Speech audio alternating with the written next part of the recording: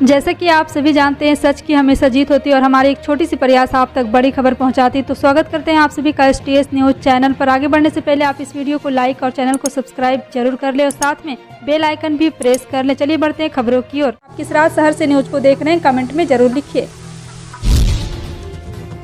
आगामी 1 जुलाई से जयपुर समेत प्रदेश भर में चिन्हित सिंगल यूज प्लास्टिक पर रोक लगेगी। इससे पूर्व विभिन्न महकमे, नगर निगम, जिला प्रशासन द्वारा आमजन को जागरूकता के लिए अभियान चलाया जा रहा है। बता दें कि सभी जिलों में क्षेत्रीय RO और उनकी टीम को जिम्मेदारी सौंपी गई है। हर 7 दिन में संगोष्ठी के साथ ही आमजन को हर स्तर पर जागरूक करने का लक्ष्य रखा गया है। इसके साथ ही विभिन्न विभाग को साथ आगामी दिनों में होने वाली गतिविधियों के साथ समन्वय करने के लिए पत्र भी भेजा गया है। प्लास्टिक वेस्ट मैनेजमेंट नियम 2016 के अनुसार पॉलीस्टाइरीन सहित जिन सिंगल यूज प्लास्टिक सामान के उत्पाद, इंपोर्ट, संग्रहण, वितरण, बिक्री एवं उपयोग पर 1 जुलाई से रोक होगी।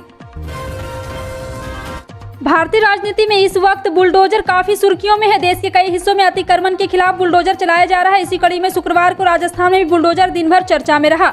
अलवर में 300 साल पुराने मंदिर पर बुलडोजर चलाया गया। इस पर विपक्षी दल भाजपा ने कांग्रेस सरकार पर जमकर हमला बोला। इस प्रदेश में सत्ता और कांग्रेस ने भी जोरदार पलटवार किया। जिले के सराय गोल चक्कर के पास मंदिर में पहले मूर्तियों को कटर से काटा गया और फिर मंदिर को बुलडोजर से तोड़ा गया। मंदिर गिराने का वीडियो सोशल मीडिया पर वायरल हो रहा है। मंदिर तोड़े जाने के बाद भाजपा और कांग्रेस सरकार पर आक्रामक है।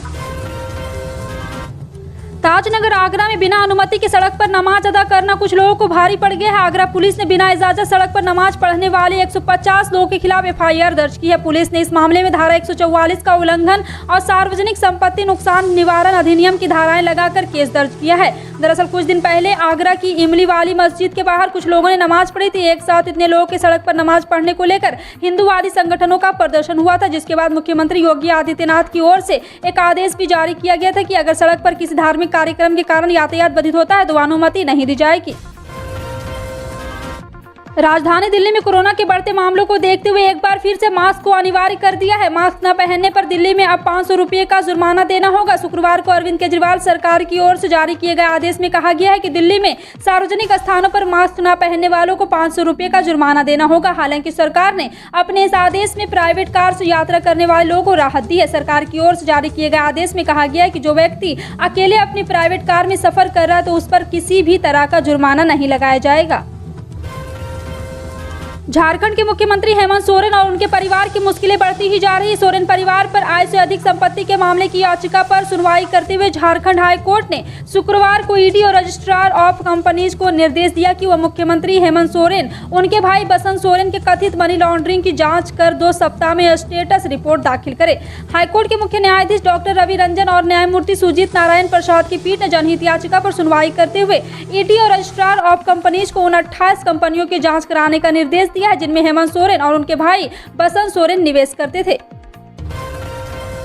उत्तर प्रदेश में समाजवादी पार्टी का कुनबा क्या एक बार फिर से बिखरेगा, क्योंकि चुनाव के बाद से भी सपा में शाह मात का खेल जारी है। सीतापुर जेल में 2 साल से बंद सपा विधायक आजम खान ने अपने समर्थकों के जरिए महज एक इशारा दिया है कि सपा अध्यक्ष अखिलेश यादव से नाराज है तो बस उनसे मिलने के लिए सियासी दलों के नेताओं का तांता लग गया। इससे सूबे की सियासत में एक नए समीकरण बनने के संकेत भी मिल रहे। राष्ट्रीय लोकदल के राष्ट्रीय अध्यक्ष जयंत चौधरी ने रामपुर जाकर आजम परिवार से मुलाकात किया तो शिवपाल यादव शुक्रवार को सीतापुर जेल में आजम खान से मिले। राष्ट्रीय स्वयंसेवक संघ के नेता को राहुल गांधी को 1000 रुपये का जुर्माना देना होगा। यह आदेश ठाणे के भिवंडी की एक अदालत ने दिया है। न्यायिक मजिस्ट्रेट की अदालत ने यह जुर्माना संघ नेता राजेश कुंते पर लगाया है। कोर्ट ने कुंते पर पहले 500 रुपये का जुर्माना भी लगाया था, वो भी उन्होंने अब तक नहीं भरा है। इसका भी जिक्र कोर्ट में आया है। कोर्ट अब इस केस को 10 मई को सुनेगा। मजिस्ट्रेट ने कहा है कि अगली तारीख पर शिकायतकर्ता को सबूत के साथ आना होगा। फिलहाल शिकायतकर्ता को आरोपी के एक वकील नारायण अय्यर ने बताया कि अदालत ने सुनवाई की अगली तारीख 10 मई तय की है, जब शिकायतकर्ता से पूछताछ की जाएगी। चारा घोटाले की डोरंडा मामले में लालू प्रसाद को जमानत मिलने के बाद तेजस्वी यादव ने कहा है कि इफ्तार के मौके पर जो दुआ हम लोगों ने की थी वो कबूल हो गई है। तेजस्वी यादव ने कहा है कि जमानत मिलना एक न्यायिक प्रक्रिया है, कानून में जमानत की व्यवस्था है। हम लोगों ने उनकी जमानत के लिए अपील की थी जिस पर बहस हुई। हमारा पक्ष मजबूत था, इसलिए लालू प्रसाद को जमानत मिली है। उन्होंने कहा है कि RJD सुप्रीमो को जमानत मिलने के बाद सब लोग खुश है। इफ्तार के मौके पर दुआ कबूल हुई है। लालू जी के लिए कई लोगों ने प्रार्थना की थी, उनकी दुआएं कबूल हो गई। इधर तेज प्रताप यादव ने लालू प्रसाद को जमानत मिलने पर कहा है कि पूजा अर्चना करने का फल हमें मिला है और लालू प्रसाद को बेल मिली है। खेती में किसान पहले निवेश करते हैं, जिसमें बीज खरीद, बुआई, जुताई, कटाई, फसल उठाई जैसे कई मौके हैं जब किसानों को अपनी जेब से खर्च करने पड़ते हैं। बस किसानों को फसल बेचने के बाद जो पैसे मिलते हैं वही उनकी पूरी कमाई होती है। कुल मिलाकर फसल के इस चक्र के आखिरी हिस्से में ही किसानों को आमदनी होती है। ऐसे में किसानों की वित्तीय मदद करने के लिए सरकार बीते कई वर्षों से उन्हें किसान क्रेडिट कार्ड यानी कि KCC देती है, लेकिन अभी भी कई किसानों के पास KCC नहीं है। इस बात को ध्यान में रखते हुए बिहार सरकार ने एक पहल शुरू की है, जिसके तहत बिहार सरकार राज्य के प्रत्येक किसान को KCC उपलब्ध कराएगी। इसके लिए बिहार सरकार का कृषि व किसान कल्याण विभाग 24 अप्रैल से एक विशेष अभियान चलाने जा रहा है। मध्य प्रदेश के भोपाल में केंद्रीय गृह मंत्री अमित शाह ने पुलिस विज्ञान कांग्रेस के कार्यक्रम के दौरान बड़ा ऐलान किया। इस मौके पर उन्होंने कहा कि भोपाल में फॉरेंसिक साइंस यूनिवर्सिटीज का निर्माण कराया जाएगा। इस दौरान पुलिस विज्ञान कांग्रेस को संबोधित करते हुए उन्होंने कहा कि वामपंथी उग्रवाद और नॉर्थ ईस्ट क्षेत्रों में नारकोटिक्स की समस्या को कई सालों से हम देख रहे हैं। यहाँ कुछ रिटायर्ड अधिकारी भी उन्होंने जब सर्विस ज्वाइन किया तब भी यह समस्या सुनी होगी। इस दौरान गृह मंत्री अमित शाह ने शिवराज सिंह चौहान के काम की भी जमकर तारीफ की। बेटियों के लिए सुकन्या समृद्धि योजना बेहद ही खास है। इससे उसका भविष्य, पढ़ाई, शादी का खर्चा तक निकल जाता है, जिससे माता पिता की टेंशन दूर हो जाती है। अगर आपके घर में 10 साल से कम उम्र की बेटी है तो आप उसके नाम पर अकाउंट ओपन करा सकते हैं। जी हां, आपको बता दें कि कौन कौन से नियमों में बदलाव हुआ है। केंद्र सरकार ने सुकन्या समृद्धि योजना से जुड़े 5 बड़े बदलाव किए। बदलाव के बाद इस योजना में इन्वेस्ट और आसान बना दिया है। ये उन पेरेंट के लिए खासा सुविधाजनक होने वाला है जिनके घर में 10 साल से कम उम्र वाली बेटियां हैं। चुनाव रणनीतिकार प्रशांत किशोर का कांग्रेस में शामिल होना करीब करीब तय माना जा रहा है। सूत्रों ने शुक्रवार को ये जानकारी दी। पिछले कुछ दिनों में प्रशांत किशोर और गांधी परिवार के बीच कई दौर की बैठकें हुई है। प्रशांत किशोर ने 2024 के आम चुनाव को लेकर कांग्रेस के समक्ष एक प्रेजेंटेशन भी पेश किया था। इसको लेकर कांग्रेस अध्यक्ष सोनिया गांधी ने एक समिति भी बनाई थी। इस समिति ने अपनी रिपोर्ट भी सौंप दी। ऐसी खबरें हैं कि प्रशांत किशोर को पार्टी में शामिल होने को लेकर पार्टी में कई आमराय नहीं है और कुछ नेता उन्हें चुनाव रणनीतिकार के तौर पर अलग से कोई भूमिका दिए जाने के पक्ष में है। ऐसी रिपोर्ट है कि प्रशांत किशोर सीधे सोनिया गांधी या फिर जो भी कांग्रेस अध्यक्ष हो उसे रिपोर्ट करना चाहते हैं। वो चाहते हैं कि उनकी इतनी हैसियत होनी चाहिए कि वो अपनी बात रख सके। ज्योतिष शास्त्र और धार्मिक मान्यताओं के मुताबिक सूर्य ग्रहण का खास महत्व है। आगामी 30 अप्रैल यानी कि अमावस्या के दिन सूर्य ग्रहण लगने वाला है। इस साल के दूसरे सूर्य ग्रहण की शुरुआत 30 अप्रैल की मध्यरात्रि 12:15 से होगी। साथ ही इसका समापन अगले दिन सुबह 4:08 पर होगा। बता दें कि ज्योतिष शास्त्र के मुताबिक इस शनिश्चरी अमावस्या के दिन लगने वाले सूर्य ग्रहण को भारत में नहीं देखा जा सकेगा। ऐसे में सूर्य ग्रहण का भारत पर कोई प्रभाव नहीं पड़ेगा। हालांकि सूर्य ग्रहण से पहले ग्रहों की स्थिति चौंकाने वाली है। माना जा रहा है कि ग्रहण से पहले ग्रहों की स्थिति कुछ राशियों को परेशान कर सकती है।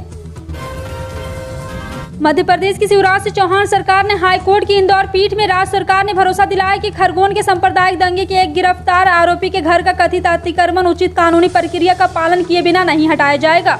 राज्य सरकार की ओर से यह बात ऐसे वक्त कही गई है जब खरगोन दंगे के बाद इस कस्बे में प्रशासन की अतिक्रमण हटाने की कार्रवाई को लेकर कांग्रेस और अन्य विपक्षी दल सवाल उठा रहे हैं। खरगोन दंगे में कथित भूमिका के चलते गिरफ्तार फिरोज खान उर्फ सैजू की पत्नी फरीदा बी ने हाईकोर्ट का दरवाजा खटखटाते हुए आशंका जताई कि प्रशासन अतिक्रमण हटाने के नाम पर उनका घर उचित कानूनी प्रक्रिया का पालन किए बिना ढहा सकता है। पंजाब कांग्रेस के पूर्व प्रदेश अध्यक्ष नवजोत सिंह सिद्धू ने शुक्रवार को कहा कि अरविंद केजरीवाल ने पंजाब के किसानों के लिए गारंटी दी थी, लेकिन उसके बाद भी उनकी मुश्किलें जारी है। उन्होंने कहा कि राज्य में आपकी सरकार बनने के बाद से अब तक 7 किसान मौत को गले लगा चुके हैं। उन्होंने अरविंद केजरीवाल पर तंज कसते हुए कहा कि आपकी गारंटी कहां चली गई। इससे पहले नवजोत सिंह सिद्धू ने आत्महत्या करने वाले एक किसान के परिवार के घर का दौरा भी किया था। इस दौरान भी उन्होंने भगवंत मान सरकार पर हमला बोला था। अगर आपका state bank of India credit card खो गया है या फिर टूट गया है तो यह आपके लिए बेहद काम की खबर है। सबसे पहले तो ऐसी परिस्थितियों में आपको अपना कार्ड ब्लॉक कराना चाहिए। इसके बाद आपको बैंक से नया कार्ड जारी करने की रिक्वेस्ट करनी चाहिए। कार्ड को ब्लॉक कराने या नया कार्ड जारी करने की रिक्वेस्ट आप बैंक की वेबसाइट, अपने बैंक के मोबाइल ऐप और IVR के जरिए घर बैठे ही कर सकते हैं। जी हाँ, आपको बता दें कि सबसे पहले SBIcard.com पर अपने खाते में लॉगिन करें। रिक्वेस्ट टाइप के तहत रिपोर्ट लास्ट स्टोर कार्ड पर क्लिक करें। उस कार्ड नंबर को चुनें जिसकी रिपोर्ट आप दर्ज कराना चाहते हैं। अगर आप कार्ड फिर से जारी कराना चाहते हैं तो रीइश्यू कार्ड के ऑप्शन को चुनें। इस प्रक्रिया के बाद सबमिट ऑप्शन को चुनें और आपका कार्ड फिर से रिवेन्यू हो जाएगा। भारतीय पेट्रोलियम कंपनियों ने पेट्रोल डीजल के नए रेट जारी कर दिए हैं। तेल कंपनियों ने शुक्रवार 22 अप्रैल को भी पेट्रोल डीजल की कीमतों में कोई उलटफेर नहीं किया है, जो कि एक अच्छी खबर है। राजधानी लखनऊ में पेट्रोल के दाम 105.25 रुपये जबकि डीजल के दाम 96.83 रुपये प्रति लीटर बना हुआ है। पूरे उत्तर भारत में भीषण गर्मी और लू का कहर जारी है। अप्रैल में ही मई जून की गर्मी का सामना कर रहे लोगों को आने वाले 2 से 3 दिनों में कुछ राहत मिल सकती है। भारतीय मौसम विज्ञान विभाग ने शुक्रवार को कहा है कि 22 और 23 अप्रैल को पूर्वी भारत में बिजली और तेज हवाओं के साथ बारिश होने की संभावना है। IMD के मुताबिक 22 से 26 अप्रैल के दौरान पूर्वोत्तर भारत में भी इसी तरह के हालात बने रहेंगे। मौसम विभाग ने अपने ताज़ा अपडेट में कहा है कि राष्ट्रीय राजधानी दिल्ली, महाराष्ट्र, पंजाब, हरियाणा, राजस्थान, उत्तर प्रदेश, असम, मेघालय, बिहार के साथ साथ पश्चिम के कुछ हिस्सों में हल्की बारिश की संभावना है। इसके साथ ही मौसम विभाग ने कुछ राज्यों में ओलावृष्टि भी भविष्यवाणी की। फिलहाल आपका इन सभी खबरों पर क्या कहना है, कमेंट सेक्शन में टाइप करके जरूर बताएं। पल पल की अपडेट जानने के लिए जुड़े रहें आप अपने NTS न्यूज चैनल से। मिलते हैं अगली बड़ी खबर में, तब तक के लिए जय हिंद।